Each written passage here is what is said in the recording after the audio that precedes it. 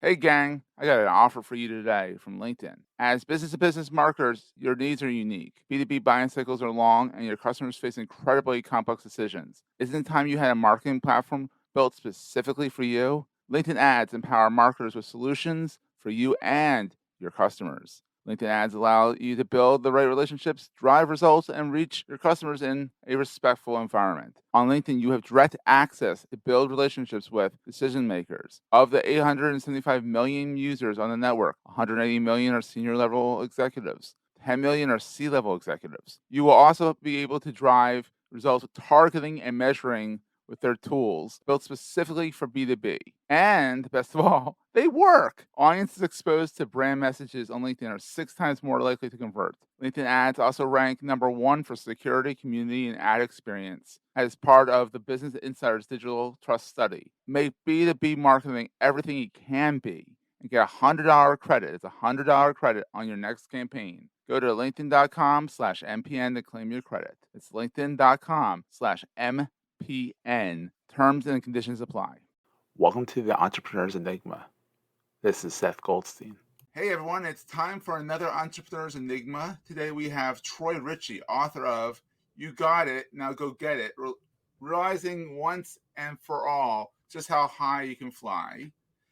He's also the podcaster behind the Daily Wake Up Micro Podcast. I think you're the only person who's ever used the term micro podcast. He's also the founder and chief bottle washer and chief storyteller at Boom Intelligence Group, which I want to hear about. That's very intriguing. And he's also been called the Clean Gary V, which is not, that's some big shoes to fill. But this is even bigger, right? For this generation's, drum roll please, Mr. Rogers. Holy macaroni. That is a major big shoes to fill. I mean, for those in Gen Z that don't know Mr. Rogers, I think they still do because I think they still watch it because he's never going to go away. But Mr. Rogers was like the most inspirational kids programming guy of Troy and my generation. And I mean, to be called, wow, that's a quote right there. This generation's Mr. Rogers. And he's also very prolific on LinkedIn and social media. So, I mean, you guys got to follow this guy. This guy, and he's also funny. He's very, very funny. I mean, I'm making your heads explode here, but you're funny. I mean, how you pick on your daughter, you know, how she's like, doesn't know that was my favorite post. She doesn't know you're videotaping, you know, and she's like, Dad. Yeah. Oh, yeah. A lot of dad. You have fun with it. And that's the great thing. It's like, I have an 8-year-old who is so fun to torment because he can dish it out, but he can't take it. Oh, dad jokes are king. He rolls his eyes. He's like, Dad. I can't wait for granddad jokes. Oh, God. Well, I can wait for that. My kid's a little young.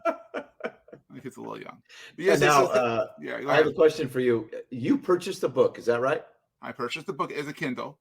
And I've read through it, and it's fantastic. And you really are the Mr. Rogers of this generation. I do agree. Well, so let me ask you a question. Do you get the subtitle? A little bit, but you can expand upon it and lay in our audience. 2 things. Anyone can write a book today, so I would encourage anyone figure out your 3-act structure and go write a nonfiction book. Especially you content creators, you know who you are. You're on the back of my book. I think they all have a book in them from the content that they produced, and but I wanted an editor. Like a real editor, because you can upload a PDF to Amazon and you can sell a book and you can announce it to everyone. And so real authors, whatever that is, your journalist. Now it's all blurred. Now it's like, who's a real author? And they're upset. Like they've actually taken offense to their noble profession. And I'm out of that debate. I'm not going there on that debate because I want to encourage everyone to tell your story. Yeah. But I do value the talent and skills of editors. Oh my God! I was a journalist, and I could write and report, but editing, oh my God, forget it. It's a gift, right? I mean, it's a real gift that they develop. Well, the first editor I worked with, she didn't end up editing. I shopped a few. She said, you need to consider changing your subtitle. Mm-hmm. And I said, why is that? And she said, my 14-year-old said, it sounds like an anti-suicide book.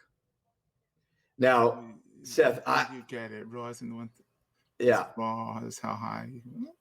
Yeah. And I I am anti-suicide. I tried to take my life. Yeah, absolutely. I don't think anyone's for suicide. I mean, honestly. Well, yeah, but I mean, I'm like my platform is, I talk absolutely, to kids and this. So when they said that was not my intention of the subtitle. The subtitle is when Michael Scott in The Office quit and told the CFO, what was his name? He told the CFO, "You have no idea how high I can fly." And so it's more of a pop culture reference. I love it. So, yeah, but it's dual purpose. It's anti-suicide, and it's The Office, and it refers to The Office. I love it. That's awesome. Yeah, because we all have a little Michael Scott in us. Yeah. Where we have these great grand plans of being a filmmaker and stumble, offensive, rude, yada yada yada, and just the look on his face was like, "You have no idea how high I can fly." Now in the book, it's in there. If you read it, you have no idea how high I can fly. Yeah, I remember. Yeah. And it says Michael Scott, and then it's another underneath there. It says Troy Ritchie. Did you catch that Easter egg? I did. I read the book when it first came out, so it's been a little while here. It's another Office. It's another Office reference. Okay. You see, Wayne Gretzky has a quote that is, "You miss 100% of the shots you don't take." Yes, that's a very famous one. Yeah. So Michael Scott has it written on his whiteboard, and it dash Wayne Gretzky dash Michael Scott. Because I never really got into The Office. Yeah. So the Easter egg clearly went right over my head. Yeah. If you're really into The Office, it was too deadpan for me. And I was like, my stepfather loves it. Everyone loves The Office, and I'm like, I just couldn't get into it. Yeah. Well, that's the kind of humor that I have. Is like, if you don't get it, that's okay. Every time I look at it, I like your humor. I like you. I like your humor. I get your humor. I just The Office. I just was like. Oh my goodness! One of the greatest shows. Yes. Well, it's fantastic. So yeah. Yeah, and I always appreciate your support. I'm a future filmmaker. I have not really stepped into that role, and it's because of the debt that I'm in. And so a lot of my talk to public high school students is around the importance of personal finance. One of the clients I'm working with is that's very important. Yeah, Copper Banking. I got to give them a shout out. They've created an app specifically for teens. Oh, and so at night, I wake up at 4 a.m. So I go to bed like between 8 and 9. And last night we did a video shoot out at a high school for Copper Banking, and I didn't get to bed till like midnight. It was you were all out of whack. So, but we're telling these kids the value of savings and how to spend your money. And then here's a free mobile banking app for you to use. And they just ate it up. They took a financial literacy quiz. So I wish I had that as a kid. So I'm ADHD at the wazoo. And I love shiny objects, new toys. And my wife's like, "Seth, what did you buy today?" And my thing is like, I've never been very good with finance. My wife's fantastic at it, thank God. Good. I married into some good finance, which is a good idea. Yeah. But like, I get it. I wish it's more hit home, and hopefully it will be more hit home with my son's generation, because it's huge. Is he considered Gen Z? Oh, he's at the bottom. He's 8. Okay. He's still okay. Yeah. He they're very acts like one too. Oh, he acts like one too. Oh yeah. No, he tries to sell his pic. He draws a picture and tries to sell it to us. Yeah. Does he have a phone? He has more. He doesn't have a phone that's connected to a data plan, but he's got more technology than the kid knows what to do. You might want to download the Copper app for him, because my 11-year-old loves it, and they get a debit card and they can put a nickname on the debit card. Ooh, I'm gonna try out Copper. Yeah, it's slick. And so the company, I'm helping them kind of craft their story and put it out there, but really targeting public schools. And I tell people that because I believe in speaking your future. And so when you talk about the generations next, Mr. Rogers, what happened is I think I'm a good speaker more than others.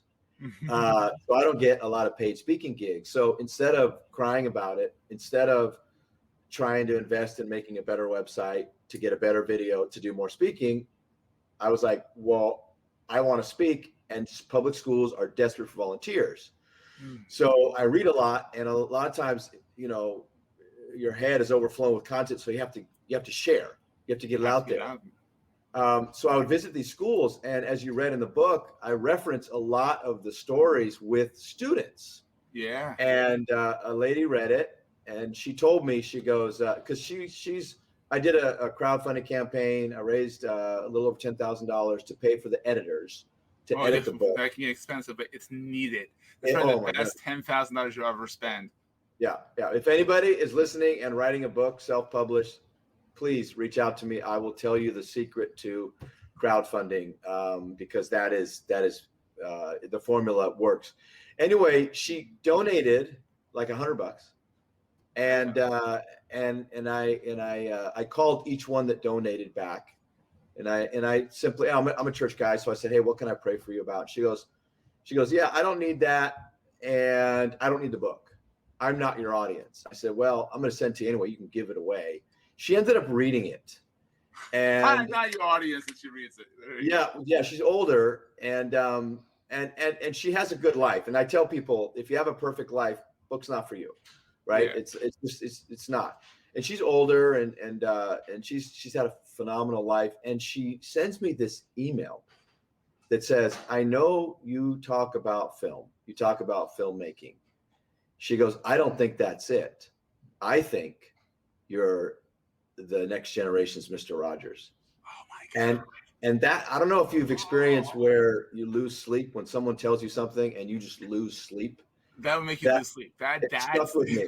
I mean, it really like everything, it shook everything in me. Now, I like to tell stories and this and that, but so I started reading more about Mr. Rogers, and I started I've seen the show, but someone that grew up bullied, someone that grew up on the big island of Hawaii with fair skin, I was bullied the other way because I was too white, and just growing up, I became a fighter.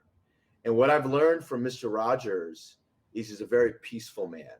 And when you have peace inside, it translates better to who you're talking to, whatever audience, whether it's adults, whether it's, even though I like to fight, big chip on my shoulder, we as Americans like to fight. All the movie industry is about that, underdog and rise up to beat up the bully. So then the bully becomes the bully. Okay. And so that's what I'm learning about Mr. Rogers is his ability to stay calm, his ability to have peace. And you've seen our world. Pick a side or else. It's a fight. Everyone's fighting. So that's where the Mr. Rogers comment came from. The clean Gary V. I didn't know who Gary V was, and people kept telling me that, and I looked him up, and phenomenal talent. Oh, he's a fantastic guy. I've met him before. I would love to debate him about profanity. He's a sweetheart. He's a sweetheart too. But he is until you ask him not to swear. Yeah, have you seen some of his videos? Yeah, exactly. Yeah. A teacher came up and asked him and said, "Hey, could you ask your daughter not to use profanity in class?" And he's like, "I don't give a." I'm just like, if I'm that second grade teacher, I've got someone in my class swearing all the time. The other kids are going to be, they're going to start to swear, and it just, I would love to debate him. He's way above my, pecking order, whatever. But I'm just curious. He's so accessible though. You could probably ask him to talk to him about that, and he would talk to you. I don't know. I would love to. You know what, Seth? Arrange it. I don't like the angry. I'll move my pawns around so I can do it. I don't like the angry debates. I like conversations where let me see your side.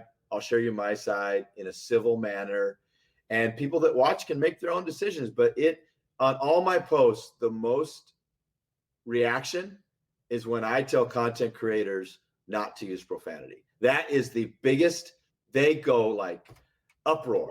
What the F? Well, they don't think that I need to say that. And my point is that if you're going to use profanity, you will lose a portion of your audience.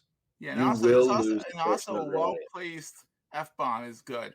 And overusage of it loses its shock value completely. Now, what's interesting, that you say that, because the F word is a trigger word. It is. And to use it is to elicit or incite. That's Tony Robbins' strategy. Mm-hmm. And my point is that if I can reach as close to 100% of an audience by just removing words, because remember, I'm a words guy, then why don't I sacrifice my speech? Because the argument is, well, you're being inauthentic. And I just don't agree. But the fact that I'm I wearing don't agree with that either. If that's not you, and that's especially, I mean, you might not like curses, and that's great. But if that's not you, and you're not into the curses, that's not inauthentic. If anything, that is authentic, because that's who you authentically are. Well, let me challenge you on that. If you do swear, and you don't on camera, they're saying it's inauthentic. And what I'm saying is, it's not inauthentic that I wear clothes. Yeah. I don't need to be naked to be authentic. Like, we have self-censorship that, and if you look at a Mr. Rogers, he'll hold his tongue and not use words, even though it could be a great trigger. And so for someone that doesn't swear, I really am having fun with my next book. My ebook is being released. Oh, I can't wait. Don't be a son of a pitch, because I don't swear. But also you can also, people who curse don't realize you can actually get creative with the non-curse curse. It's like, people know what you're saying, know what the curse you're saying, but appreciate that you didn't actually use it. And something like son of a pitch. Yes. You're like, that's good. That's good. That's a dad thing, but that's a good one. I like that. You know. I asked my mom what she thought. She approved, and I was like, sweet. Let's go. Getting mama's approval. That's important. That's important. So, all right. So, what is the Daily Wake Up Micro Podcast, and why is it micro? Like, what made you put the word micro in the title? I mean, are you familiar with? Are you familiar with Seth Godin? Yes. I love Seth's stuff, and partly because I have ADHD and dyslexia, so reading has always been a struggle. I'm not pro meds. I don't want to get on a platform, but Ritalin saved my life. It literally did. So I take medication for what I do, and I read, I consume, I read as many nonfiction self-help books as I can. Last year, 121. Holy mackerel! All right. I can't even show you my books, because it's pathetic compared to what you've just read. But I have a pattern, and when you read a lot, you start to read faster. And so I have this pattern that I do. I read Wednesday mornings, well, today, and then Saturday, smoke a cigar, read a book for about an hour and 15, 20, 30 minutes. Anyway, Seth, I can't sit still long enough. I will literally listen to a podcast over reading a book, because I can walk around and do something else. So I started going back to Audible for that reason. They're not sponsored, but going to Audible, I can listen to a book, and I will buy the ebook. I will buy the hardcover books I want it for my shelf, and I will listen to the audiobook. I'll spend like $100 on a book. It pisses my wife off. But I'm like, I want to listen to it. I also might want to read on my phone one day if I don't have it with me. I want it all. No, and that's our society today for sure. But I like Seth Godin because he does a daily short blog, and he does it Sunday through Saturday every day. You can get the blog in there. And when I would read his books, that's what inspired me to write my book in the format where you can start from the back, the middle, the front, whatever. It's just individual. I call them topics or articles. So the micro podcast is because I read so much, and I need to share it. You have to get it out. Absolutely. And so I think, like you said, you like to do a lot of things. And so I want to just inspire others to do great things in a micro fashion. I'm going to do it to 1,000 episodes, and then I'm done. Well, then you just have 1,000 episodes, and you can refer back to it. You know, a lot of people in the podcast space are like, "Oh my God, I got to do this forever." No, I've done 15 podcasts since 2010 of different varying degrees of stuff. And they're still there. They're on archive.org if I don't want to keep the hosting up, or they're there. And if I ever want to go back and refer to something, that's content. That's what I love, is that there's That's right. content out there that has my thoughts and it has great guests like you on it, and it's there. Yep. It's not ephemeral. I don't like this ephemeral story baloney. I don't like it. Well, and you can download the audio, convert it to text, and you have a book. Exactly. That's literally my book. It's because people will say, Troy, I want you to do an audio version of your book. I said, okay, go to earlier episodes. Exactly. It's all in there. When I was reading it, I'm like, this sounds familiar. I listened to your podcast, and I'm like, this sounds like, and maybe I didn't get one for one. Like, this is one for one. I'm sure there's some editing involved and stuff. Yes. I'm like, he's talked about this. And that's what made your book such an easy read, was because if you listen to the podcast, still read the book. But if you're familiar with the topic, it's not like you're picking like computational psychology and you're like, I have no idea what the hell that is. I'm not sure if that is a thing, but you're trying to read that, you're gonna read it a lot slower than if you're familiar with the content. Yes. So, yeah. And we wanted an easy experience. So in the paperback version of the book, the font's a little larger. Comments I've gotten is I don't have to wear my glasses. We put it on textbook paper. Nice. So it's a high gloss. And I'm not going to make any money on it. I won't make any money on this next book.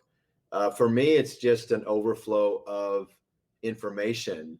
I like your title, The Entrepreneur's Enigma, and that concept of the puzzle, because, in my opinion, the start with why phenomenon has really hurt a lot of entrepreneurs, because they know what they do, they know why they do it, and they're missing who they are.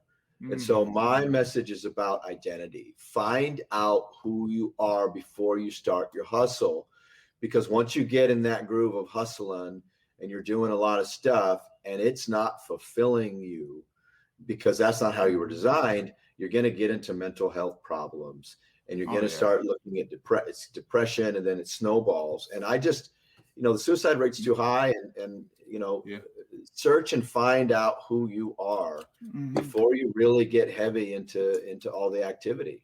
Absolutely. I totally agree with that. Absolutely. So people can find you at Troy Ritchie, which has a T in there. It's not Ritchie, it's Ritchie. Yes. I know how many times I misspelled it, And there's also, if you type in Troy Ritchie, you have to work on your SEO a little bit. There's a Troy Ritchie who's on The Voice. Yes, there is. There is. This is more important, Troy Ritchie. So, and I bought the domain first. You bought the domain name first. Now, what's funny is I was a singer.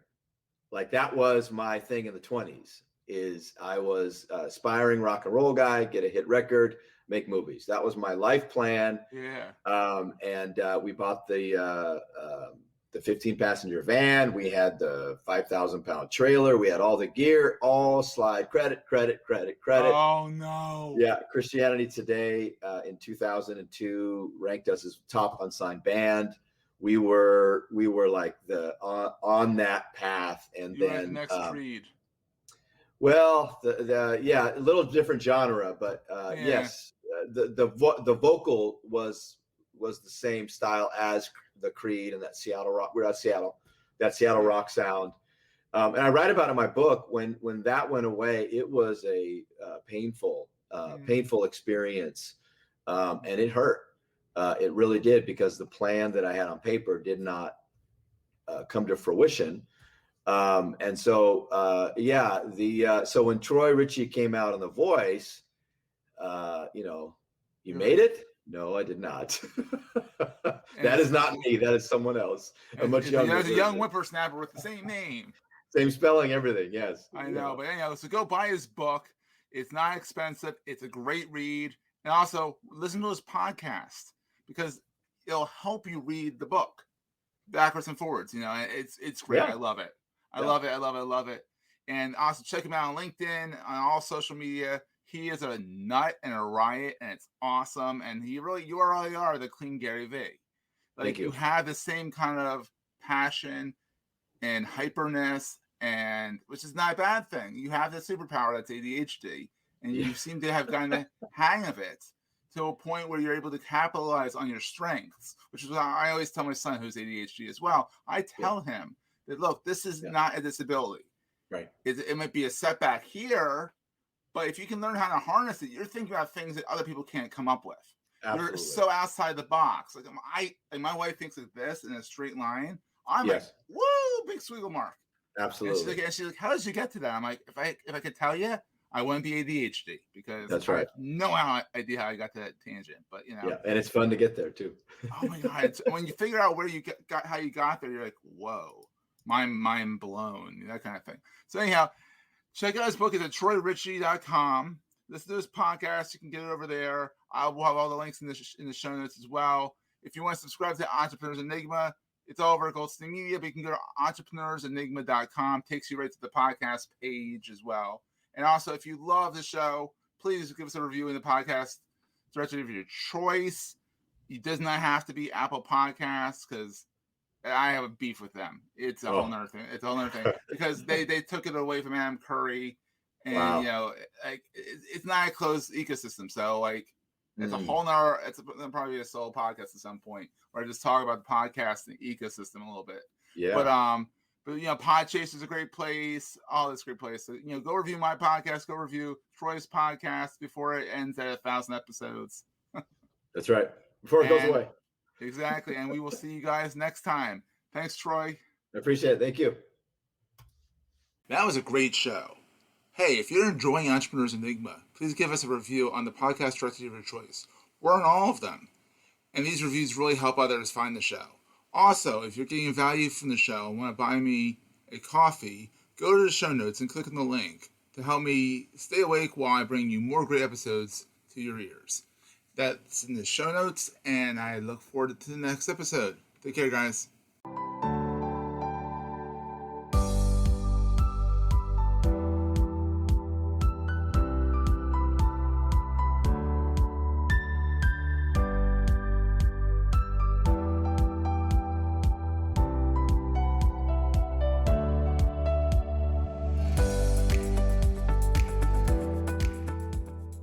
You may know you're listening to this show along the Marketing Podcast Network, but did you know there are other great shows on MPN to help your business? Tanya Daka hosts a great podcast called The Copy Arena. Tanya, tell us what these fine folks will get out of listening. What they're going to get is down-to-earth copy advice that helps them get their readers to open and take action. Amazing. Where can people subscribe? They can subscribe at tanyadaka.com and anywhere you find your favorite podcasts. Or on marketingpodcasts.net. This podcast is heard along the Marketing Podcast Network. For more great marketing podcasts, visit marketingpodcasts.net.